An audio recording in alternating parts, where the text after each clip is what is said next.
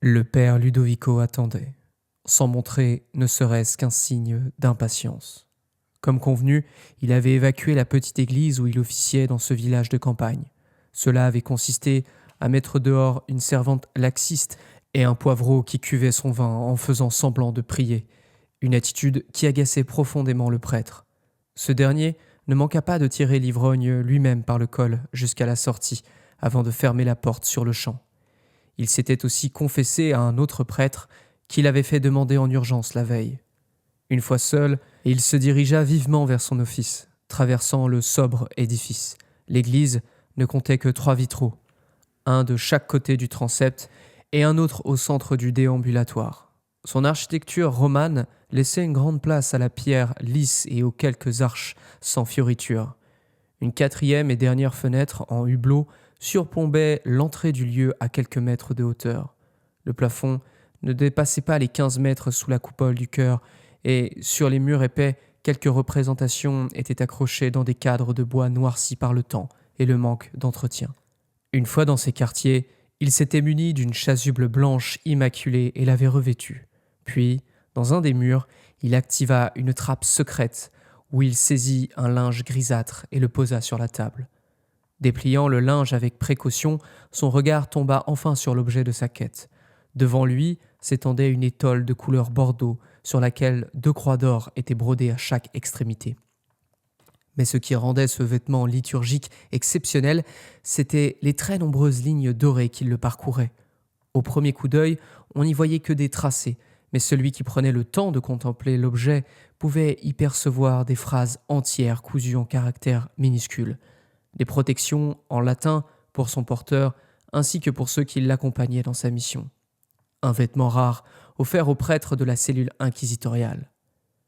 Il passa l'étole sur ses épaules, puis se dirigea vers l'armoire de l'office, où il s'y saisit d'une ceinture de cuir contenant plusieurs fioles d'eau bénite et l'attacha à sa taille. Il prit ensuite une Bible, un crucifix, un seau en laiton doré, un aspersoir, des sangles de cuir et un morse à cheval dont le centre avait été soigneusement entouré d'un épais ruban. Une fois équipé de son matériel, il sortit de la pièce, passant à côté de son bureau où était posé un message reçu la veille par pigeon voyageur.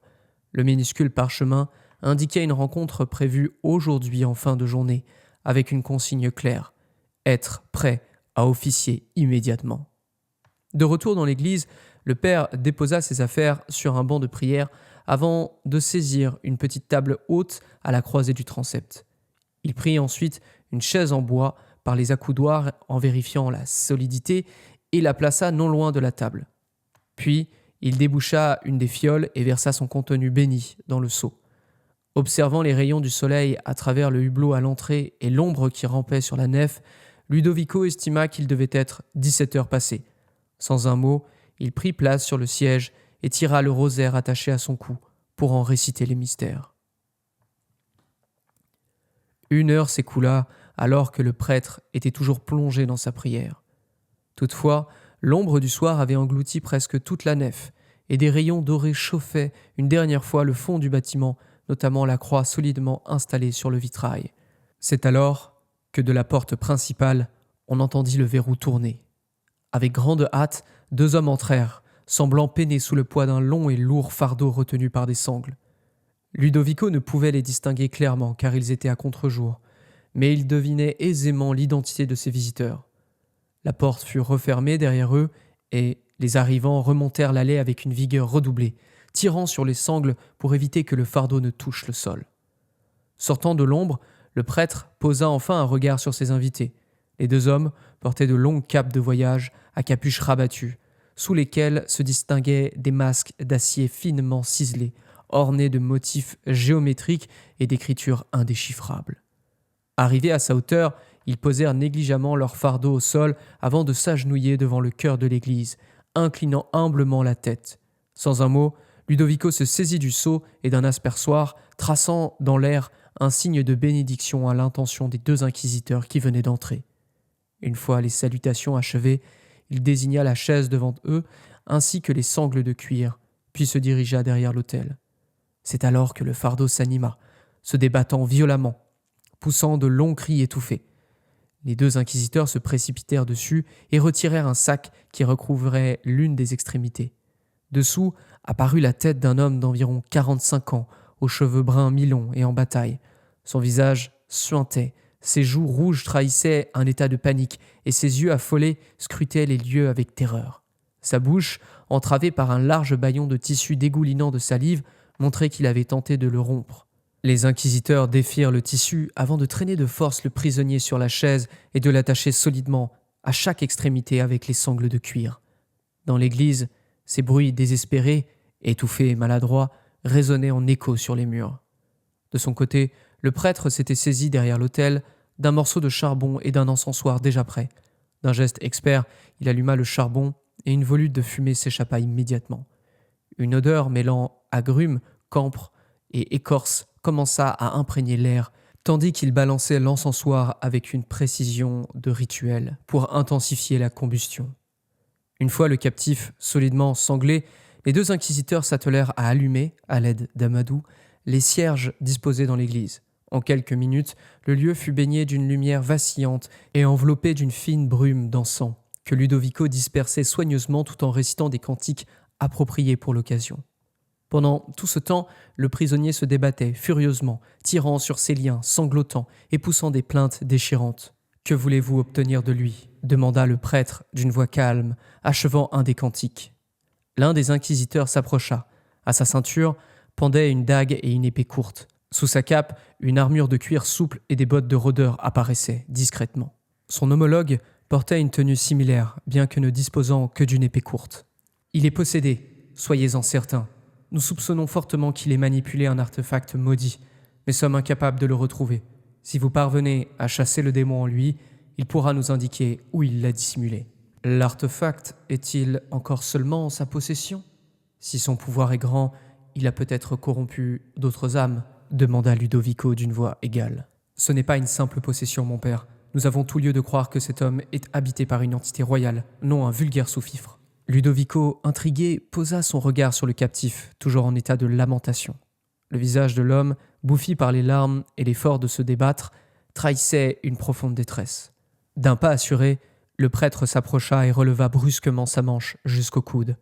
Examinant la peau nue du prisonnier, il observa attentivement son contact avec l'encens dispersé dans l'air. En temps normal, une simple possession aurait montré des rougeurs, des brûlures.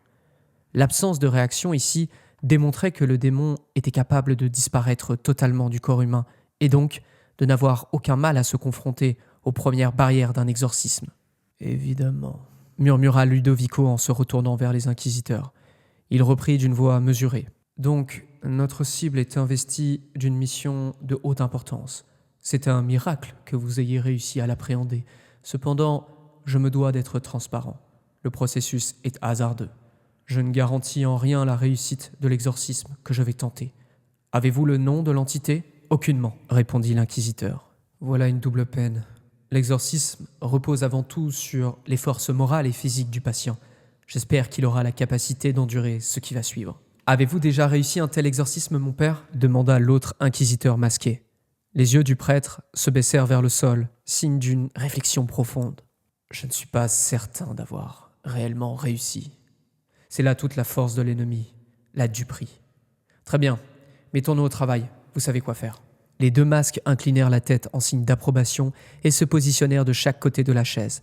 L'un d'eux défit le bâillon humide, tandis que l'autre saisit le morse à cheval pour le placer dans la bouche du captif. Le processus serait violent et il fallait éviter qu'il ne se morde la langue. Profitant du moment où sa mâchoire était libérée, le captif hurla. « C'est une erreur! Une erreur! Libérez-moi, je vous en conjure! Je ne dirai rien, je le promets !»« Silence, hérétique !» tonna Ludovico d'une voix puissante. « Ta duperie n'a aucun pouvoir ici. Ne me fais pas perdre mon temps. Annonce-toi vite !» conclut-il sèchement. Le prisonnier ne put répondre davantage, car ses molaires furent bloqués par le morse. Une fois l'opération terminée, les 2 inquisiteurs encadrèrent l'homme, posant une main ferme sur chacune de ses épaules pour le maintenir en place. Le rituel pouvait alors commencer. « Veni Creator Spiritus » entonna le père Ludovico, les yeux rivés sur sa Bible. Tandis que l'hymne latin continuait, il récupéra l'aspersoir et administra de violents coups devant le visage du captif. Ce dernier réagit par des sursauts, d'abord par gêne, puis de manière plus viscérale. L'eau bénite, dégoulinant sur son front, ses joues et sa bouche, semblait lui être insupportable. Il se mit à secouer la tête frénétiquement pour tenter d'échapper au liquide sacré, mais les inquisiteurs raffermirent leur emprise. Une main vint solidement coiffer son crâne, immobilisant définitivement sa tête. « Tu es promis par le Père, le Verbe qui inspire nos paroles », poursuivait Ludovico d'une voix forte et solennelle qui résonnait dans toute l'église. Les rayons du soleil couchant se teintaient de rouge, projetant des ombres déformées sur les murs, annonçant l'imminence de la nuit. L'hérétique continuait de se débattre avec une intensité presque surhumaine, poussant des cris d'une humanité déchirante. Des grosses gouttes de sueur se mêlaient désormais à l'eau bénite, glissant sur son visage. Par moments, son corps s'arc-boutait violemment, tendu à l'extrême dans une tentative désespérée de briser ses liens. Mais à chaque sursaut, l'un des inquisiteurs le frappait brutalement au ventre, le réduisant au silence pour un instant. Ce n'était pas un simple exorcisme. À leurs yeux, l'avenir de la foi et de l'humanité entière se jouait ici. « Donne-nous la paix sans tarder. Avec toi pour guide, nous éviterons tout mal », continuait Ludovico, imperturbable dans ses prières. Soudain, l'hérétique leva les yeux vers le plafond, et le ton de ses plaintes changea. Un cri plus aigu s'éleva comme si une douleur fulgurante s'emparait de son corps, montant en intensité à chaque seconde. Sous le morse, sa bouche écumait, projetant de la bave en tous sens. Ludovico, attentif, remarqua un spasme violent à sa gorge. Il s'interrompit immédiatement. « Ôtez-lui le morse, il va vomir !» ordonna-t-il avec urgence. Les deux inquisiteurs obéirent sans attendre. À peine libéré, le captif baissa brusquement la tête et dans un bruit guttural insoutenable, un objet métallique fit lentement irruption depuis sa bouche. Il tomba lourdement au sol. Un clou d'acier long de 15 cm gisait à présent sur les dalles froides de l'église. Sans laisser le temps au captif de reprendre son souffle, les inquisiteurs replacèrent le morse. Mais le phénomène se répéta. Sous la lumière mourante du jour, l'hérétique, la langue tirée en avant, rejeta un second clou, semblable au premier. Son visage était déformé par la douleur, ses yeux exorbités et les veines de son cou saillaient comme si son corps était sur le point de se briser. Quelques minutes plus tard, 3 clous couverts de bave et de sang gisaient dans une flaque mêlant sueur et urine chaude. L'épreuve était d'une violence inouïe. Mais malgré l'intensité de la torture, le démon refusait toujours d'apparaître. « Gloire à Dieu le Père, dans les siècles des siècles. Amen », conclut Ludovico d'une voix tonitruante, aspergeant de nouveau le captif d'eau bénite. Puis, avec une autorité impérieuse, il lança « Nomme-toi, crains la sentence de Dieu si tu persistes à te taire. » Sur sa chaise, l'hérétique se tordait dans tous les sens, comme si des flammes invisibles consumaient ses chairs. Les inquisiteurs peinaient à le contenir, appuyèrent de tout leur poids pour l'empêcher de se libérer. La structure de la chaise elle-même commençait à gémir sous la pression, menaçant de céder. Insatisfait de l'absence de réponse, Ludovico poursuivit, cette fois en citant l'Évangile selon saint Marc. Il rappela l'histoire de Jésus qui ordonna au démon nommé Légion de quitter le corps d'un homme pour posséder un troupeau de porcs, les précipitant ensuite dans la mer. Et il lui demanda « Quel est ton nom ?» cria Ludovico, le doigt tendu vers l'hérétique. « J'ai dit, quel est ton nom ?» tonna-t-il de nouveau, sa voix résonnant avec une puissance presque surnaturelle. À chaque injonction, le captif s'arc-boutait davantage, ses hurlements devenant inhumains, gutturaux, comme un animal blessé au plus profond de son être. Dehors, le soleil avait totalement disparu, laissant l'église baignée dans une lumière tremblotante, des bougies et des cierges. L'atmosphère était lourde, saturée de l'odeur de l'encens et de la peur. « Démon !» continua Ludovico implacable. « Je peux prolonger ton supplice autant qu'il le faudra. Cette douleur est sans doute plus insupportable pour toi que les tourments même de l'enfer. Nomme-toi fou, si tu crois pouvoir me duper. »« Péréo ! Péréo !» hurla l'hérétique malgré le morse, d'une voix qui n'était plus la sienne. Son visage se contracta soudain, avec une violence terrifiante, dévoilant toute la fureur et la colère de l'entité qui l'habitait. Ses lèvres se retroussèrent comme les babines d'un chien, tandis que sa mâchoire forçait avec une puissance inhumaine.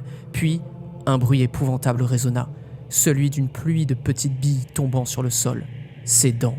Dans un effort surhumain, il avait brisé ses molaires contre le morse. « Nomme-toi imbécile !» ordonna Ludovico, posant sa Bible sur le front rouge et brûlant de son prisonnier. Les ténèbres s'infiltrèrent alors insidieusement dans l'église. D'abord discrètes, elles soufflèrent une bougie éloignée, puis une autre et encore une autre. Auguste, l'un des inquisiteurs, perçut le phénomène et adressa un signe de tête à son compagnon qui remarqua à son tour les petites flammes s'éteindre une à une. Plus inquiétant encore, les ténèbres s'étendaient au point d'occulter le hublot à l'entrée du lieu.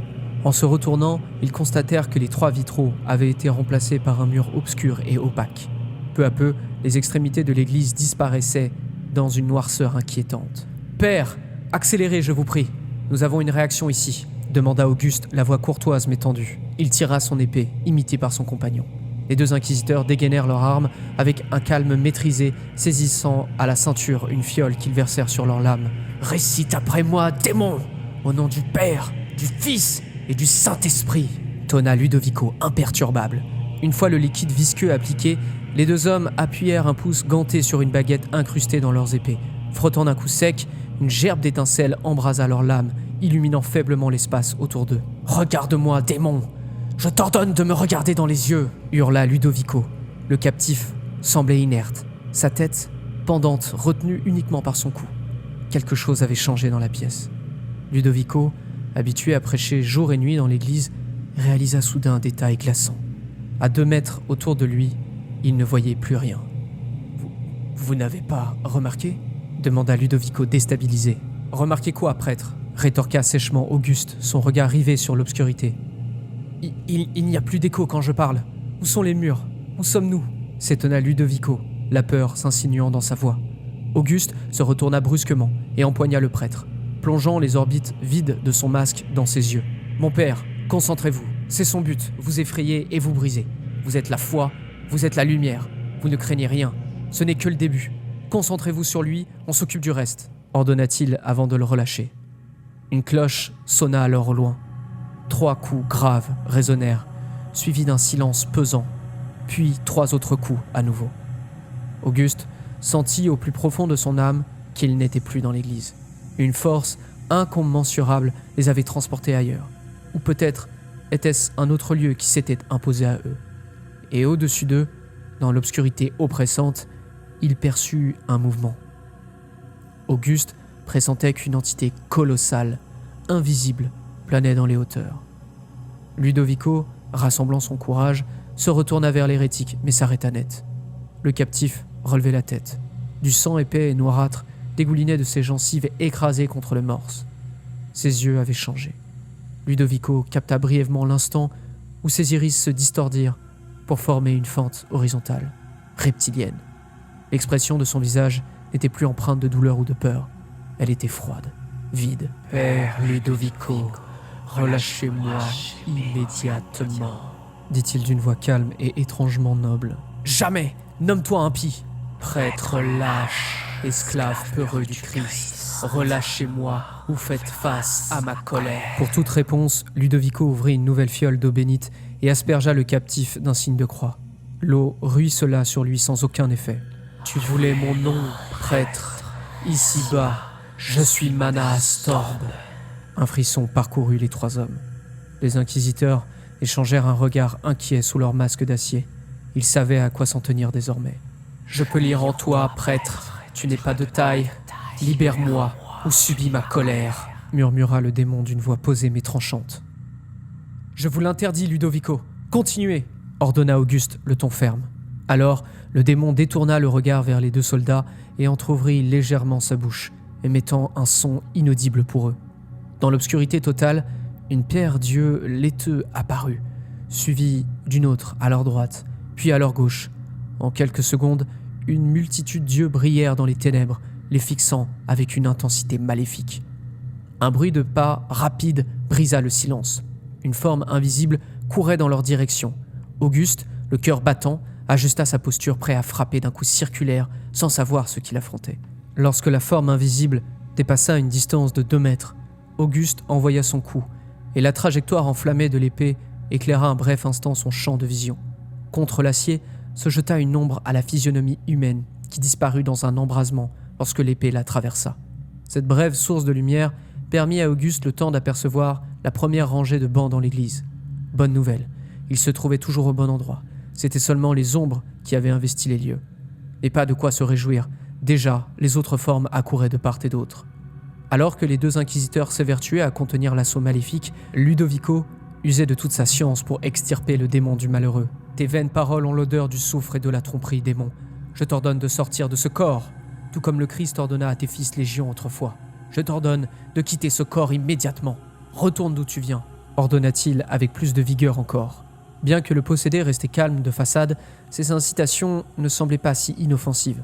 Son visage se crispait par moments, inclinant la tête légèrement par à-coups, tandis que la cloche continuait de sonner dans l'éternel lointain. « Le crois-tu, prêtre ?» répondit l'intéressé en montrant une rangée de dents explosées. « Te crois-tu en sécurité ?»« Silence ! Sors de ce corps ou crains le châtiment de Dieu !» le coupa Ludovico avant de poser une nouvelle fois sa Bible contre le front du démon. Son insolence éprouva le démon qui entra immédiatement dans une colère noire. Il ouvrit la bouche avant de lui jeter un sort. Mais à peine eut-il commencé que devant lui, un bouclier de feu explosa, projetant une vive chaleur sur son corps. Sonné, le démon regarda le prêtre Ludovico avec un grand étonnement, ne comprenant pas pourquoi son sort avait été bloqué. Le père, encore inquiet il y a quelques minutes, retrouva enfin une pleine confiance, agrippant légèrement son étole bordeaux, dont les traits d'or scintillaient d'une façon surnaturelle. « Démon crédule, tes sorts ne peuvent rien contre moi tant que je porterai cette étole sacrée. Mais peut-être devrais-je te la passer autour du cou. Elle parviendrait à t'emprisonner à jamais dans ce corps. Qu'en penses-tu ? Nous aurions alors tout le temps de bavarder ensuite, » proposa le prêtre d'un ton sarcastique. Comprenant la situation, le possédé changea de visage, passant au dédain le plus profond. « Dans ce cas, je te propose de nous retrouver dans d'autres circonstances, esclave, » répondit-il, énigmatique. C'est alors que ses yeux se révulsèrent, et un sourire diabolique fit son chemin d'une oreille à l'autre. Les deux inquisiteurs, toujours occupés à stopper un assaut de plus en plus pressant dans les ombres, provoquant des éclats lumineux à chaque ténèbre abattue, eurent un nouveau pressentiment. Levant le regard dans l'océan invisible au-dessus de leur tête, à l'endroit même où Auguste percevait un mouvement gigantesque, l'obscurité explosa dans une épaisse fumée noire charbon. « Qu'est-ce que » hurla l'autre inquisiteur, ce qui attira l'attention de Ludovico à son tour. Dans cette scène satanique d'église corrompue, un visage gigantesque surgit alors de la fumée noire. Un visage portant les pires tourments physiques, les paupières suturées et les dents limées en pointe, poussant un hurlement d'outre-tombe dans leur direction. Sa puissance fit trembler le lieu et les jambes des héros du Christ. Dépassé par cette terrifiante invocation, il ne faisait plus attention aux démons bien réels, toujours captifs et aux yeux révulsés. Dans ce chaos ambiant, les trois clous vomis plutôt se soulevèrent par une force maléfique, avant de pointer leur dard vers une seule victime. « Dans d'autres circonstances », appela le démon. Ludovico se retourna au dernier moment avant de voir les clous partir à toute vitesse. Derrière lui, la tête du démon gigantesque parut se jeter sur le groupe avant de disparaître dans une épaisse fumée. Toussa Auguste, s'agitant avec son épée pour disperser le nuage opaque autour de lui. « Tout le monde va bien ?» Il entendit son compagnon tousser à son tour et lui confirmer sa présence, mais pas Ludovico. « Père, êtes-vous en vie ? Dites quelque chose !» ordonna l'inquisiteur inquiet. Peu à peu, le nuage retomba, laissant les lumières artificielles de toutes les bougies et cierges intactes, comme si elles n'avaient jamais été balayées par le démon interpellé. Dans la pénombre, Auguste parvint à trouver la silhouette du prêtre et le saisit par l'épaule gauche avant de le retourner. « Mon père, est-ce que tout va ?» commença-t-il avant de s'arrêter net. Derrière le père Ludovico, interdit, se trouvait le captif inerte, le visage marqué par une intense douleur et un filet de sang coulant de ses lèvres. Sur son torse, 3 clous gisaient. Le démon, ne pouvant porter de coups à ses ravisseurs, décida de se donner la mort pour retourner dans les enfers, avertissant Ludovico d'une prochaine rencontre. « Je suis désolé pour votre enquête », parvint à dire le prêtre, sincère. « Simplement, je vous demanderai de laver ce corps dans les flammes. Il a assez souffert. » En réponse, les deux inquisiteurs firent le signe de croix et le père Ludovico fit une prière mortuaire. Ce soir-là, aucun des camps n'avait gagné, mais la mort avait pris son dû.